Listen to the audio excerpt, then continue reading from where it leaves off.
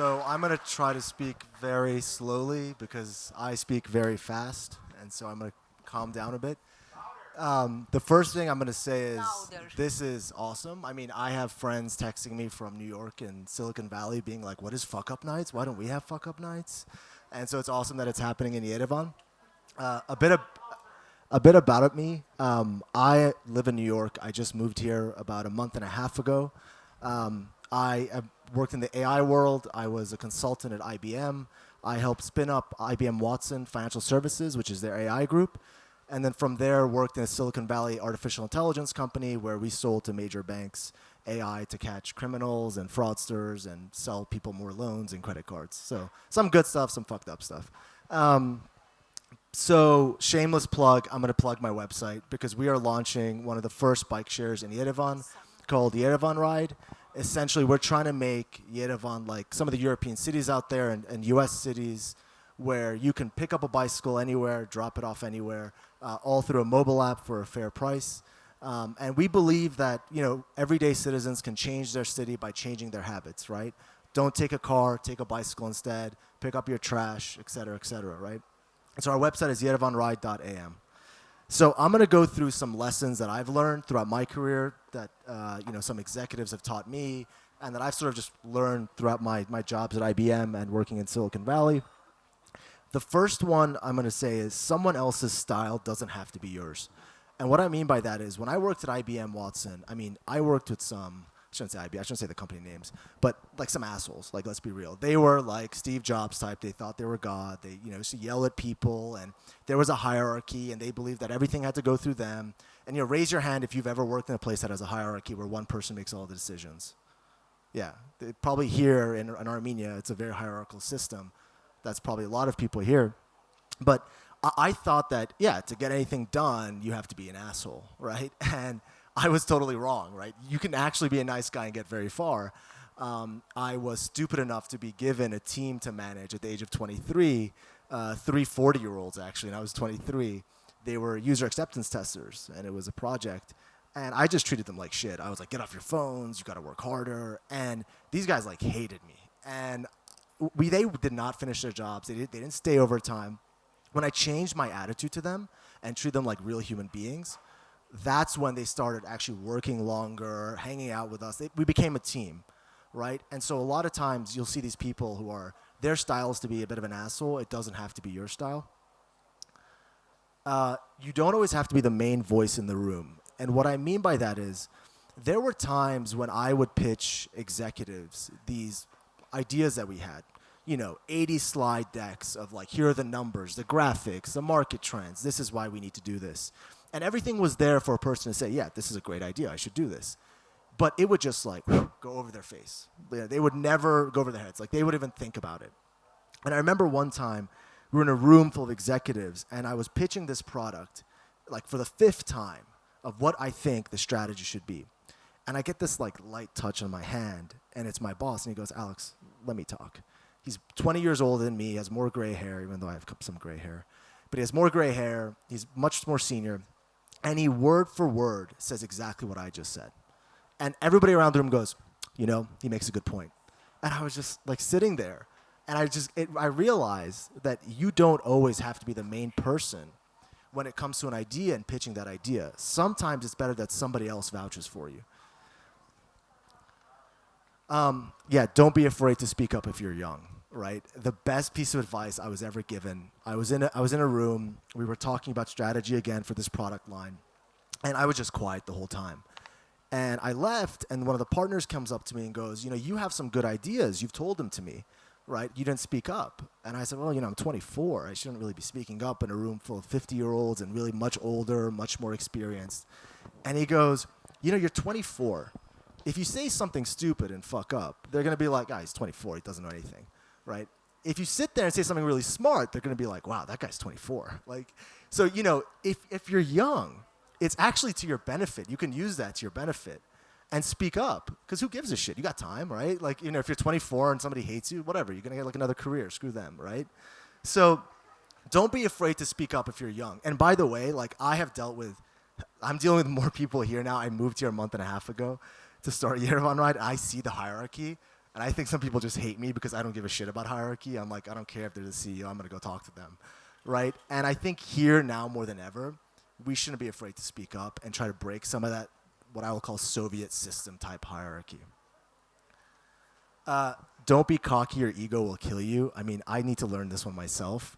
But there's been so many times that I've been cocky about something. I mean, I just can go through the list. But, you know, I thought I was going to get into Georgetown University, one of the top universities. I told everybody I'm going to get into Georgetown. Like, I should go buy a Georgetown sweatshirt. And I didn't. I didn't get waitlisted. I just didn't get in, you know, and that was embarrassing. I told everybody I was going to do my GMAT and get an MBA. And I was like, maybe I'll go to Harvard Business School. Never did my GMAT, never got my MBA.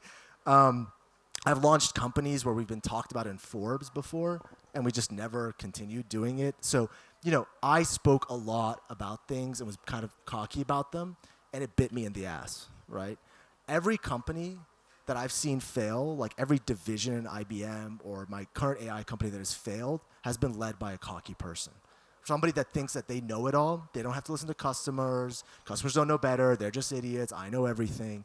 This is probably one of the biggest rules I have, is just be humble, and you're not the smartest person in the room. And so this is a karate term. I don't do karate, but my boss says this a lot, so I kind of repeat it a lot. But apparently in karate, there's a thing that you have a center, and you're not supposed to be thrown off it. And the idea here is good news or bad news should not throw you off your center.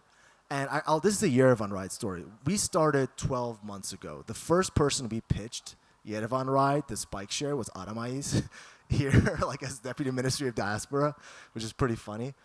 But, you know, I mean, just funny because like we're doing this talk right now together.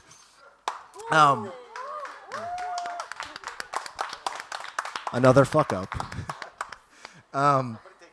So, you know, Yerevan Ride, the 12 months to get here and launching in July, I mean, we had things in the beginning that were like simple things, right? Like the photographer got sick and is going to be an hour late, and I would think like the world was over, you know, like. But now you could be like, oh yeah, you know, the app crashed and it's rerouting somewhere else. I'd be like, oh whatever, we'll fix it. Like it's fine. You know, like nothing can get me off my center.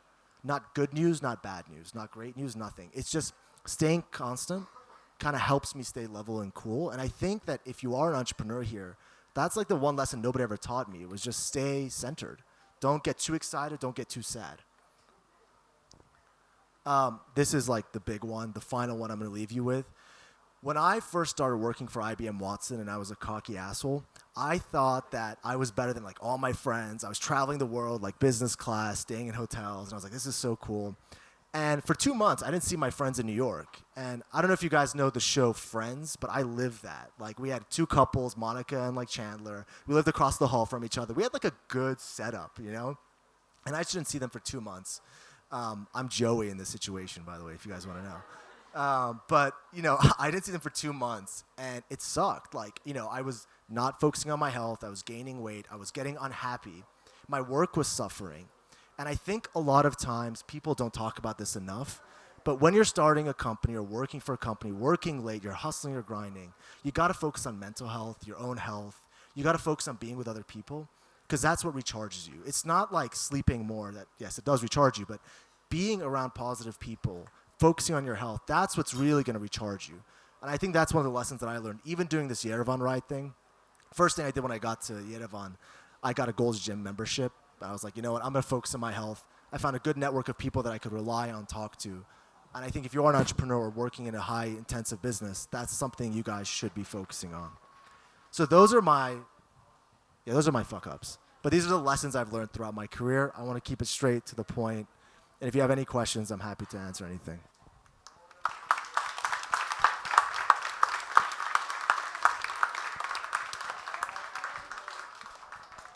Հարցեր ունենք Ալեքսին։ Դուք կարող եք նաև հարցերը հայերենով տալ։ Ես մտածում եմ, որ դու հարցը Working in Silicon Valley, working with AI, I mean, that's a high spectrum job out there on the list. What made you give that up to start a bike share company in Yerevan? Wow.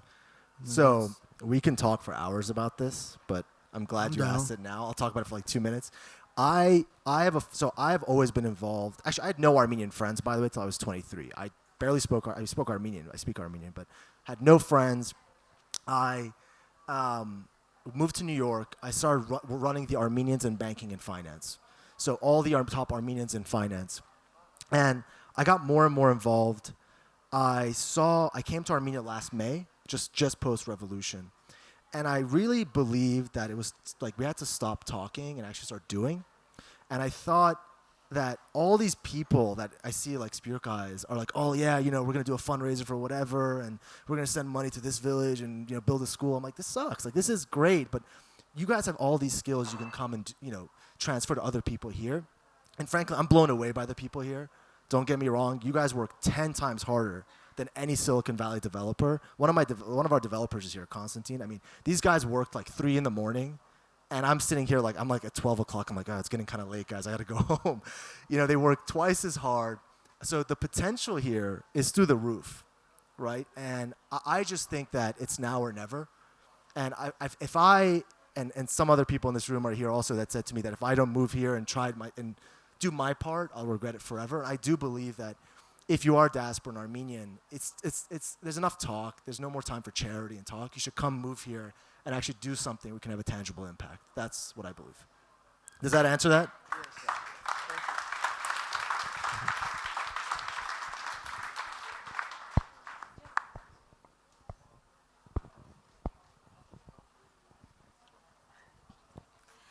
You spoke about your fuck-ups throughout your professional and personal life. What's your best achievement?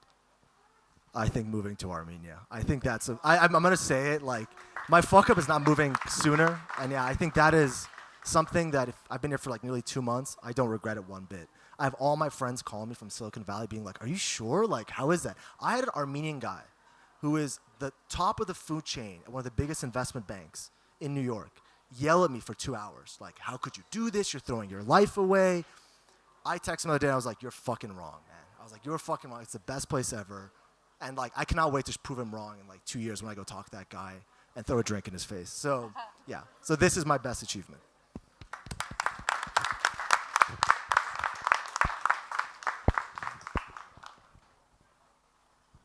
Այլ հարցեր?